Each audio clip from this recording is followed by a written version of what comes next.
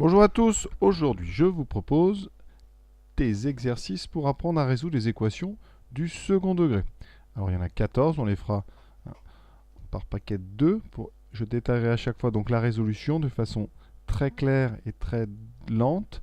Et ensuite je vous montrerai dans chaque cas rapidement la courbe de la fonction pour vous montrer sur sa courbe qu'est-ce que on pourra en dire et qu'est-ce qu'on pourra dire des solutions de cette équation. Donc on est parti donc pour les deux premières. F de x égale moins 2x de plus x plus 3. Donc on va laisser à chaque fois les formules en haut et on va vraiment détailler les calculs. Alors, première étape, quand on résout une équation du second degré, c'est déjà de bien l'écrire avec les puissances de x dans l'ordre. Donc moins 2x2, donc d'abord les x2, ensuite les x, et après le terme qu'on appelle la constante, ici c'est plus 3, donc ici égale 0. Alors qu'est-ce qu'on fait de ça? Première chose, on est dans le chapitre des ax2 plus bx plus c. Les formules contiennent, vous voyez, les lettres a, b, c. Il faut donc trouver a, b et c. Donc la première chose qu'on rédige, c'est de mettre a égale, b égale et c égale. Donc ici, a, c'est le nombre que vous allez trouver devant x2. Donc c'est moins 2. Vous prenez vraiment le nombre avec son signe. Ici, devant x, vous avez un plus et rien du tout. C'est donc un plus 1. Donc on écrit uniquement le 1. Et là, vous avez un plus 3. Donc le nombre, c'est 3. Qu'est-ce qu'on fait de ceci? Eh bien, on va calculer ce qu'on appelle le discriminant. Je ne l'ai pas écrit parce que ça me donne l'occasion d'insister dessus maintenant. Donc ici, le discriminant, c'est delta. C'est la lettre grecque pour d, pour l'initiale de discriminant. Et ça sera b carré, donc le nombre b qu'on met au carré, moins 4 fois la valeur de a fois la valeur de c. Alors ça donne, donc ici, delta égale b carré. Donc au début, on va mettre ce que moi j'appelle l'empreinte du discriminant, c'est-à-dire juste la formule avec les trous ici, et on n'a plus qu'à remplir. Donc b carré, ça va être 1. Moins 4a, donc moins 2, multiplié, ici on ne met pas forcément le multiplié, mais par c, donc 3. Donc vous voyez, c'est très simple. Le a, on le met ici.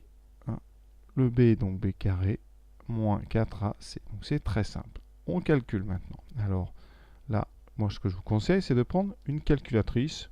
Alors je vais le faire après sans calculatrice, mais je vous apprends à bien le calculer pour qu'il n'y ait jamais d'erreur.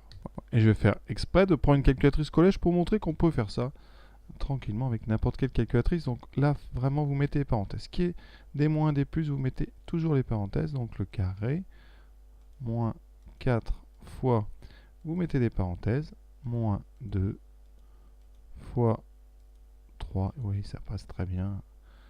Et ça donne donc 25. Alors sinon, pour le faire à la main, qu'est-ce que j'ai à vous dire? Ici, je vais le faire juste en dessous. 1 au carré, ça fait 1. Vous avez moins 4 fois moins 2. Donc déjà, les moins ici vont s'annuler entre eux. Donc on aura plus. Plus quoi? 2 fois 4, 8. Fois 3, 24. On multiplie 4 fois 2 fois 3. On ne multiplie pas 2 et 3 par 4. On fait 4 fois 2, 8. Et ensuite juste fois 3, ce qui fait 24. Et vous voyez, on trouve bien 25. Alors, ce qui compte, c'est le signe de ce nombre. Parce que, vous voyez, en haut, vous avez 3 cas. Si delta est négatif, nul ou positif. Ici, 25, c'est strictement positif. Donc, on a deux solutions. Alors, distinctes, j'ai mis dans le cours, c'est deux solutions différentes, tout simplement. Ces solutions, elles portent toujours le nom x1 et x2. Vous pouvez le changer si vous voulez, mais voilà. Alors, le 1, il est en petit, ici, en indice. Vous ne le mettez pas en haut. Donc, x1, ça sera moins b. Alors, ne réécrivez pas toujours les formules. Alors, au début, on le fait, mais c'est quand même mieux de s'en passer. Mais sinon, ça donne moins b moins racine carrée de 10 delta divisé par 2a. Alors 2a, ça veut dire 2 fois a, tout simplement. Donc moins b. Alors moins b, ça vaut 1, non, moins 1. Moins la racine carrée de 25. Alors racine carrée de 25, je vais le mettre à côté. Vous devez savoir ce que ça vaut. En orange, c'est pas très clair. Racine carrée de 25, c'est 5. Si vous avez un doute, calculatrice. Voilà, donc vous pouvez l'écrire si vous voulez. Voilà. Sur 2 fois la valeur de a, donc là ça fera 2 fois moins 2, donc on va très doucement. Voilà, alors pour ceux qui savent, ça fait donc 1 moins 5 sur 2 fois moins 2, donc moins 4, ce qui fait moins 6 sur moins 4. Alors après on peut simplifier, vous avez 1 moins en haut, 1 moins en bas, on simplifie, et on peut simplifier par 2, 6 sur 4, ça donnera 3 sur 2. Pour pour tous ceux qui ne sont pas à l'aise avec les calculs, et il y en a, hein, donc à la machine, ça va donner ceci. Donc je la mets ici, voilà.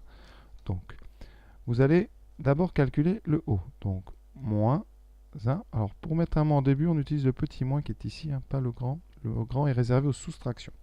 Donc, moins 1 moins la racine carrée que vous trouvez normalement toujours au-dessus du carré. Donc, vous utilisez la touche seconde. Voilà. 25. Vous calculez le haut. On valide. Voilà. Et après, vous divisez par le bas, c'est-à-dire moins 4. Voilà, ça donne 1,5, donc c'est-à-dire 3,5. Ça, c'est avec une calculatrice collège. Avec une calculatrice lycée, ça donne ceci. Donc, en voilà une, j'ai pris une Texas.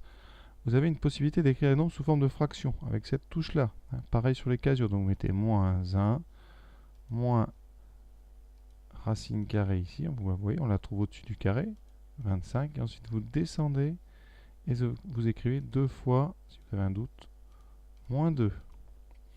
On valide. Et vous voyez, vous trouvez 3,5. Hein. Aucun problème. Voilà, ça c'est x1. Alors maintenant, pour avoir x2. Alors x2, il faut savoir, c'est la même formule, sauf que vous avez un plus au lieu du moins. Donc, vous allez tout de suite, un peu plus loin dans le calcul, vous allez récupérer cette chose-là en mettant un moins. Ici, un plus au lieu du moins. Donc, vous écrirez moins 1 plus 5 sur moins 4. Ce qui donnera en haut 4 sur moins 4. Et donc, ça donne moins 1.